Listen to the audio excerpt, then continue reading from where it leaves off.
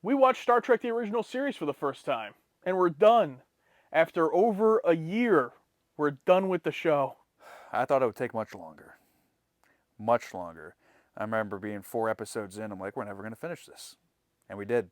You can watch The Cage, but beyond that, when we hit 200 patrons, we're going to watch The Cage, and we'll post it on YouTube, so become a patron. Yeah. But yeah, there's no real episodes of the show left to watch, and that's unfortunate. Yeah, I've talked about this before, I believe, but one of my biggest gripes in starting TV shows is finishing it and that hole that you feel when it's over. I grew so attached to these people, and now they're gone. I mean, we know the movies, but that format, that time period, those cameras, those writers, they're gone. Or even just little things like we will never watch a Star Trek product from the 60s again. Animated series is in the 70s, and obviously everything after that is the 70s, 80s, 90s, whatever. We will never watch. I mean, not that we'll never watch anything at all from the 60s again on the channel, but Star Trek related, there is nothing else to watch from the 60s. Like that decade is done. I've also been very excited to get to this point because now we get to talk about the whole series and we get to talk about what we loved about the whole thing. And even though it's been over a year since we watched The Man Trap, for example, I'm excited to talk about it from the very beginning. And we have a lot of patrons that asked us questions that we're going to use to help kind of form what we talk about in the video here, so that we're not just randomly trying to remember stuff to talk about. So we asked our patrons to give us some questions of what to talk about for this episode. We got a lot of questions, so unfortunately we're not going to get to all of them, but we want to thank everybody that submitted questions for this. But the first one, I think this was the best one to start the video, from Steven Johnson. He said, was Star Trek what you expected it to be, Alex? No, it wasn't. Especially TOS. I thought it was goofy, short science fiction that was meant to be comedic. Maybe similar to how people think of like the Batman TV show. I've seen like clips online reference in certain like Kirk fighting the Gorn, Trouble with the Tribbles. The little it's like, oh, this is all goofy. I think you hit right on the head with the Batman comparison, because I am someone who loves the Batman 60s film. I've never seen the Batman series beyond just like clips from it, but I love the film, and I assume that the Batman film is very similar in tone to the series. And that's just, my young, naive brain just assumed, oh, this is everything from the 60s. you know? Everyone was high. Going into Star Trek, I expected exactly the same. And there are some goofy episodes, like some of the ones you named. But going into the series and starting with the Man Trap, something that had it been a Twilight Zone episode, would have been one of my favorite Twilight Zone episodes. I was like, what the hell is this? I remember thinking it was going to be, like you said, thinking it was going to be a 22-minute show, and opening in that first episode on Paramount Plus and saying 50 minutes and being like, oh shit. Yeah, I remember you saying like, I thought you said 15. I'm like, oh, 15 minutes, okay. You're like, no, 50. I'm like, 50? We talk about the length and the pacing a lot, which isn't the strongest part of the show.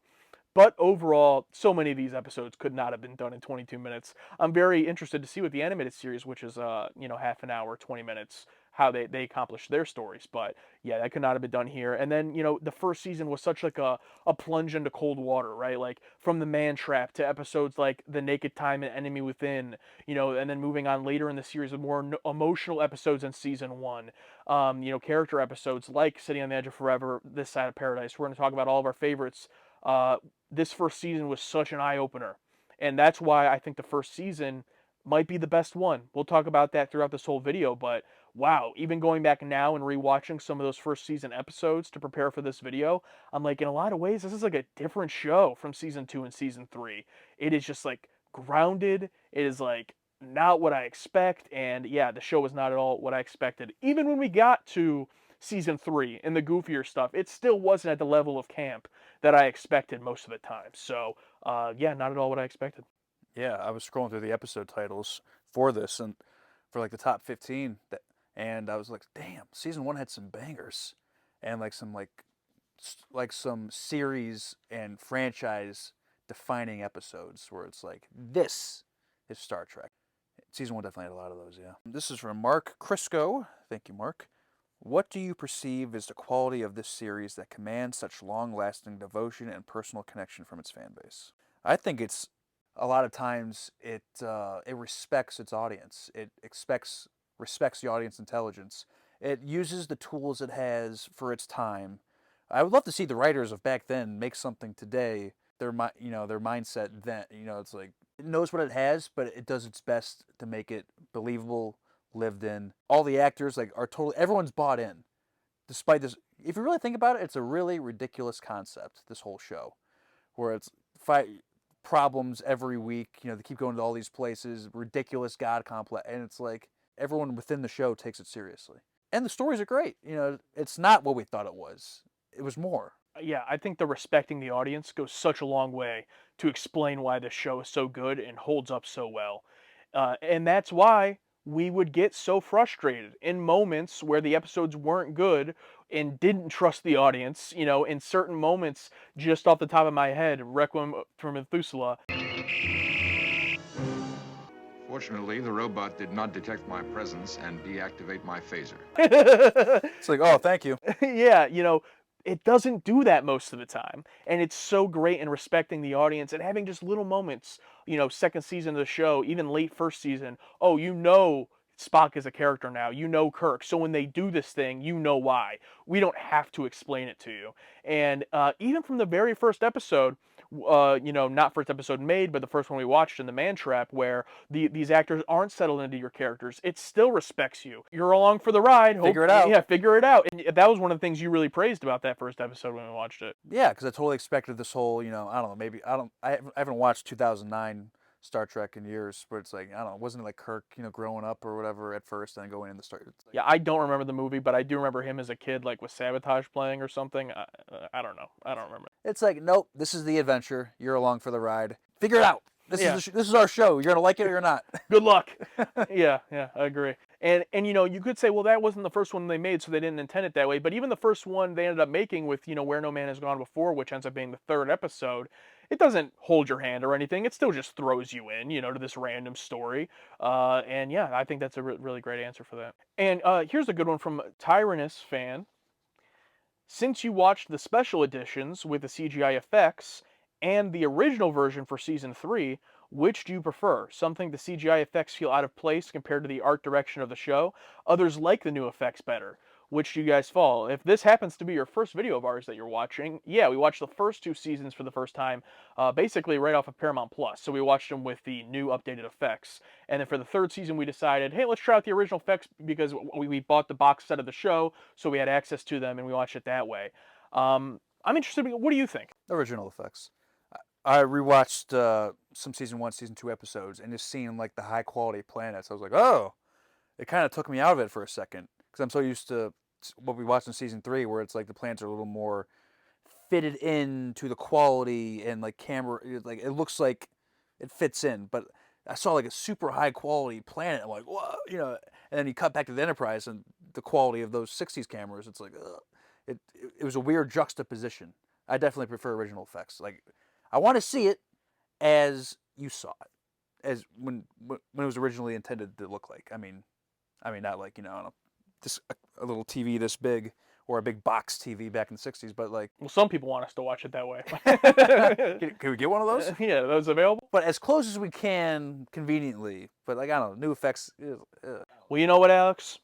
I'm gonna say 100% original effects. I mean, I was just like, to be honest, I knew we were gonna like the original effects. The only reason we didn't when we started is because they're not on Paramount Plus. Like, we have no choice. You know, that's how we watch the show. But getting the box set, I thought season 3 was going to be really bad based on what everyone was telling us. So, you know, I just thought maybe we can just do the redeeming quality of at least being interested in the original effects. I knew we were going to like them because we love that stuff, you know, and I 100% agree. Going back to rewatch some of those season 1 episodes, starting with this new CGI version of the Enterprise, I'm like, what the hell? I agree. There are definitely probably some moments that really do benefit from the new effects, like in Amok Time when they go down to the Vulcan, the planet, the CGI shot of the city in the background. Like, I'm sure in the original version it doesn't look as cool. And I am really interested to maybe one day watch those first 2 seasons with the original effects. But yeah, original effects all day for sure. And I'm very interested moving forward. I mean, the animated series is going to be, I don't think they remastered that, but you know, Next Gen was like 80s, 90s. Did they ever remaster that? I don't know what those look like, but yeah, for 60s, I gotta definitely say that. This one's from Cap and Pooter. I love how both of you are so good at guessing plot points that are about to happen. What was the biggest you did not see that coming moment? The blind reveal. The blind reveal. Yeah. Fascinating. When I watch something, I'm always looking for the answer. I'm always looking for the, like, why. But it's nice when you get revealed something that you weren't even questioning. That's how you know that's a good reveal. Because when something's revealed that you're already questioning, it's like it doesn't hit as hard. But if they reveal something to you where you weren't even thinking about it, that didn't even cross your mind, you get a reaction like we did when we found out she was blind. Yeah, I 100% agree. It's got to be the best reveal. And the show doesn't have a ton of those, really, because it has to reset every episode, and, there's not a lot I could throw in there. I would say maybe, like, when Spock went blind. I'm also quite blind. I would say more from a comedy aspect, in the Enterprise incident when Scotty walks in on Kirk surgically to look like a Romulan.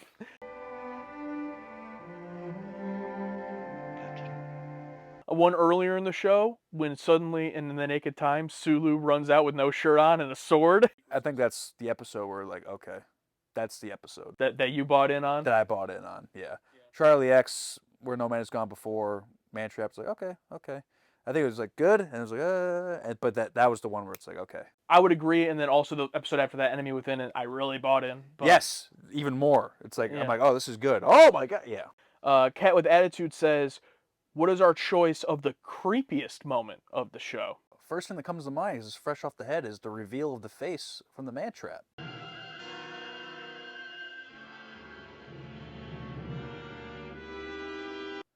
The reveal of that monster, because it was completely unexpected. Like, we had no idea what any of these, or any monsters in Star Trek would look like. It's like, what is that? I would say the Lights of Zatar, the whole creepy face groaning, just as far as like pure creepiness. I said when we were watching it that as a kid probably would have terrified me.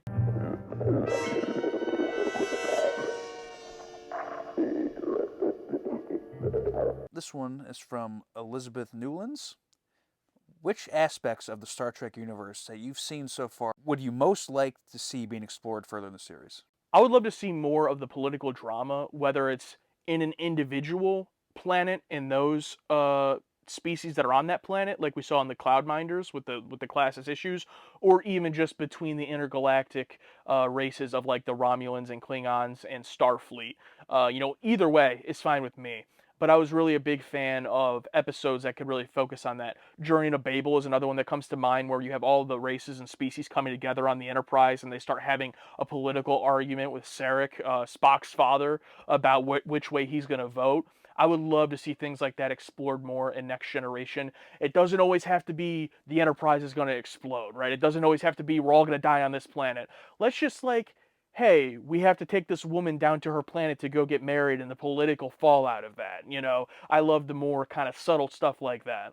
I will agree. Any like world ending or Enterprise blown up stuff, it's like, when you know it's not going to happen. Yeah, it's like I want more like those little small, oh, this is bad,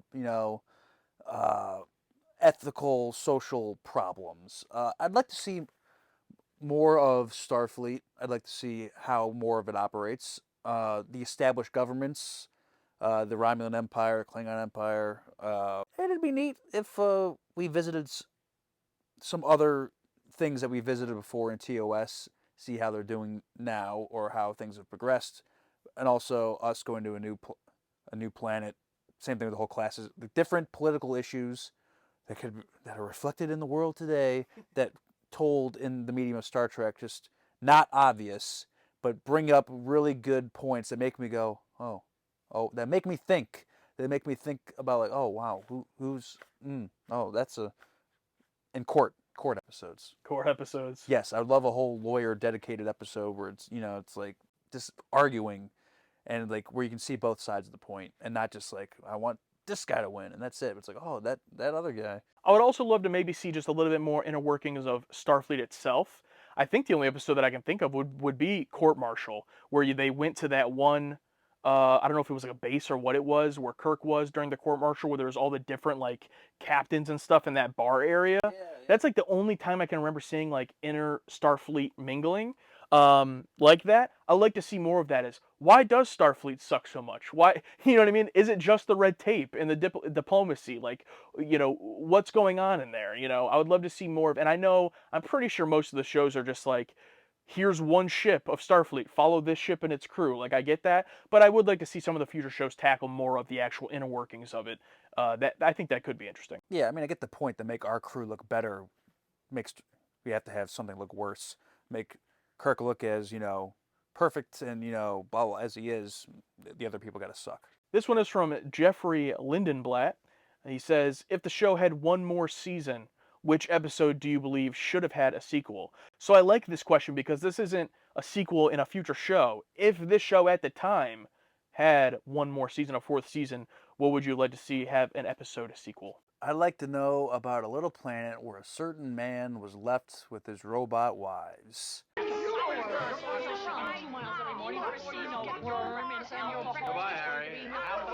And I'd like to have one more classic revenge plot of Harry Mudd, just for old time's sake, just for the Roundabout 3, where I'm gonna get you one more time, Kirk. He is like the Saffron from Firefly of this show, right? Like, only in 2 episodes. We really wish he was in more. People have said he was supposed to be the Tribbles guy, but couldn't do it for whatever reason. Would have loved to see more from him, of course. In terms of an episode itself to get a sequel, I would like to see another Mirror Mirror type episode, because that was such a, they do so many different premises that it's like, I don't want to say they're not well done, but they do so many different premises that are like, oh, that's kind of interesting, but maybe it could have been more interesting if they did this. But Mirror Mirror, I feel like they hit the nail right on the head with the Mirror universe. I mean, the way they did it all was perfect, and they did it so well that had they done another season of the show, they probably could have done another episode and reused Mirror Spock. Reused some of those characters that survived. Mirror Sulu with the scar on his head. I don't think he died. And I would have loved to see those characters again, because that episode actually did a great job building these Mirror Universe characters that we never get to see again. Maybe have that Mirror Universe crew come aboard the Enterprise, and we see the flip side more than we did the first time, something like that. But Spock with a goatee was something I would like to see again. Dion James Pittman asked, besides Harry Mudd, which guest character would you have liked to make another appearance? For me, it's got to be Spock's parents. I mean, when they showed up in the Journey to Babel, I'm like, this could go one of two ways. Either it's going to be weird and I don't buy it, or it's going to be perfect, and it was perfect. I totally bought the human mom and the Vulcan dad. That's exactly how I pictured them. The writing and the actors did great, and I wish, at the time, I'm like, I wish they, I hope they show up again. They don't, obviously, and that would have been great to see another one. What are his parents up to again? We even got a few scenes in Journey to Babel of them interacting with just each other, and that's so rare to get with guest characters on this show. I would love to see more of them too with Spock. It'd be fascinating if there was some like weird thing where like all the enemies of their pasts, like they get Charlie X, they get the guy from Where No Man Has Gone Before, Like a team-up episode? like a team up episode. Like, That'd been wild. wouldn't that be crazy? Like all the enemies of the Enterprise, like the ones where it didn't end well. And from James H., he says, what was your favorite alien species in the series specifically? Probably because it's fresh in my brain. I think like the Gorn was a fascinating idea. Because at first glance, especially, it was one of my first glances ever at Star Trek. Oh, it's goofy, puppet monster. But no, it was an intelligent being that was dragged into this whole thing, and like this whole Gorn society. Like, I want to see a little bit more. Like, what's going on with the Gorn? Like, what are those people like? Do they have their own? Is it just this crew with things, or? I rewatched that one recently. I'm like, I want to learn more about the Gorn guys. I think I'm actually going to go with, I can't remember the creature's name, but the from Is There in Truth No Beauty, the thing in the box. Oh, That a lot of people said it was cheesier, they didn't like it or whatever, but it being so hideous that you would instantly go blind. I love that. I love that kind of cheese, because it's so ridiculous. Or it would make you go mad if you saw it. I just thought that was a really interesting idea, and we didn't get a lot of like, typically when we met an alien in the show, it was like, oh, it's a human but with makeup, or it's a human but it's a different color, which is all fine, but having just this creature that doesn't even have a physical form, it has to be kept in this box. I found that really interesting. Robert Ferris asks, what do you consider the best scene or line or reveal? What moment sticks out as the best? Yeah, let's go with like scene/line, because I think yours is let's get the hell out of here. Let's get the hell out of here. For me, Let's Get the Hell Out of Here is one of my favorite endings to a TV show ever. Yes, Star Trek's an optimistic future, but sometimes it doesn't always go the way you expect. And just the realism of that respecting. That might be another respect your audience type thing. My favorite line or scene is, "I'm Captain Kirk."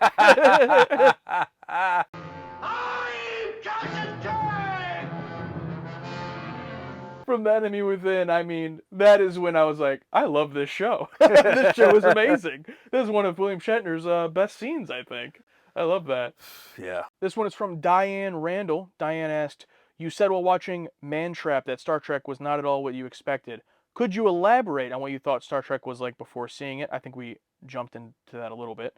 And having seen the J.J. Abrams films, which it has been a long time since we saw those, do you consider the storytelling power of TOS superior to the Abrams films? Obviously, you can suss my own answer out to that question. Thank you, Diane. Thank you for this. It's been a delight watching people discover wonder that is Star Trek. Thank you. And all I'll say is maybe not specifically the Abrams films because my memory of that is just like next to nothing. But just I would say modern sci-fi films in general. I don't think it's really fair because it's like we're in a whole different world now. You know what I mean? Whether it's Star Trek or Star Wars or anything else, but limiting to Star Trek, if they were going to make another Star Trek reboot next year, I'm not going to hold it up to the standards of TOS. It's like we're in 2023. You know what I mean? You can't make TOS now. You can try to infuse those storytelling aspects or the character aspects or the stuff that's great, but I feel like people just yeah, not just accept what's given. Like, no, not that at all. But just like you got to go into it with a clean slate. Like I'm going to go into the animated series with a clean slate. In the movies and in TNG, I'm not going to compare anything to TOS. Cut to a year from now, what's better, TNG or TOS? The video that we will inevitably make. But you get what I'm saying?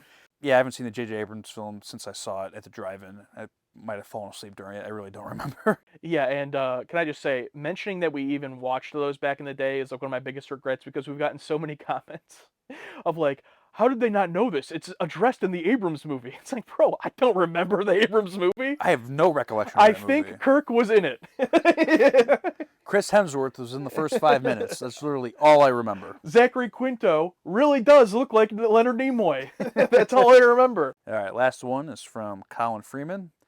Of the 4 main supporting characters, Scotty, Uhura, Sulu, Chekhov, who would you like to have seen further developed and even had one more episodes devoted to that character, and why? This might be the toughest one. Good one to end on. Yeah. I mean, for me, it's Uhura. I mean, not because she passed away, but also she never had like a full episode dedicated to any part of her past. Really, there was like one episode where she was heavily featured, but we didn't really get much on her. Like we get the idea of like where Chekhov's from, where Scotty's from, but Uhura, it's like she's just always in that chair, man. I want to see something else. I want to see more of her. I can't disagree with you. I mean, you're absolutely right. That's totally a fair answer. I would have loved to see an Uhura-centered episode or a subplot with Uhura that's as strong as like a Chekhov or Sulu or Scotty ones that we got. Absolutely. Unfortunately, it was the '60s, and it is what it is. But they did really try to make an effort. I feel like to include her in a lot of the episodes, and she's in almost all of them, even though she's usually just in her chair. She plays a role in all of them and does a great job. I gotta go with Sulu though. I mean, I love George Takei and I love Sulu from the first episode to the end of the show. And, thinking about it, yes, there are episodes he gets really featured in, The Naked Time, Mirror, Mirror, That Which Survives in the third season, episodes with him. I just would have loved to see more. And we don't get a lot of him in season 2 because he's off filming that John Wayne movie that everyone told us about. So he's not in a lot of season 2, and I really missed him. And then when he was back in season 3, I'm like, oh yes, we're finally gonna get to see more of Sulu, which we do, but he doesn't do a lot. And I thought he was one of the main characters of the show before we ever watched it because I know who George Takei is and I know who Sulu was. So I thought he was gonna be a bigger part, which was kind of disappointing. So I would have loved to see more of him if I had to choose one. But can you really argue with any 4 of these choices? I don't think so. No, I want more of. I had to pick one because there was a gun to my head. You know what I mean? Yeah. I want all.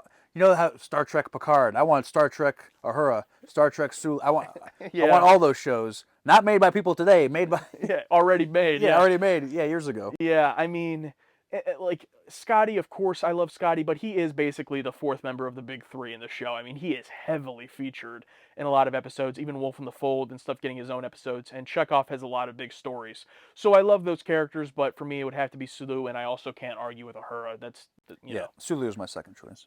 All right, that's going to be all we can get to, unfortunately. We had a ton more questions, and we would love to get to all of them, but we want to thank all the patrons who submitted questions for this. We got to as many as we could and as many as we thought would make for good discussion, so we appreciate that. We're going to be jumping in now to our favorite episodes of the entire series, so we still got a lot to go through here. We're not going to be doing any honorable mentions because we're going to be doing all of our honorable mentions over on our Patreon in our extra segment. Our patrons get an extra segment for all of these videos that you can check out there, where we'll be talking about all the episodes that we really liked but just didn't quite make our lists. But we're doing a top 15, and we have something a little bit special for this time, Alex, since it's being the end of the show. As I lost the paper, it's somewhere here. Uh-oh. Here we go. For our highest tier of patrons, our target demographic tier of patrons, the names that you always see scrolling in our videos, we asked them to rank their top 15 episodes. So we took all of their lists, averaged them together. So in addition to Alex's list and my list for the top 15 episodes of the whole series, you're also going to get an aggregated list of the top 15 of our target demographics patrons list of episodes. So you don't get just to hear our bad opinions, you get to hear their bad opinions as well. So thank you to those patrons. So let's start with number 15. And you know what? Let's start with, you want to start with them or do you want to start with us? Let's start with them. Let's start with the patrons. I'll be honest, I mean, going into making this list, I was like, how many season 3 episodes are even going to be on here? Okay, this is something else. This is not what I thought. This is incredible. This is where everyone turns off the video. I'm sorry. Whoa! I know. What? How can there be 10 episodes better than that? How is it not in my top 10?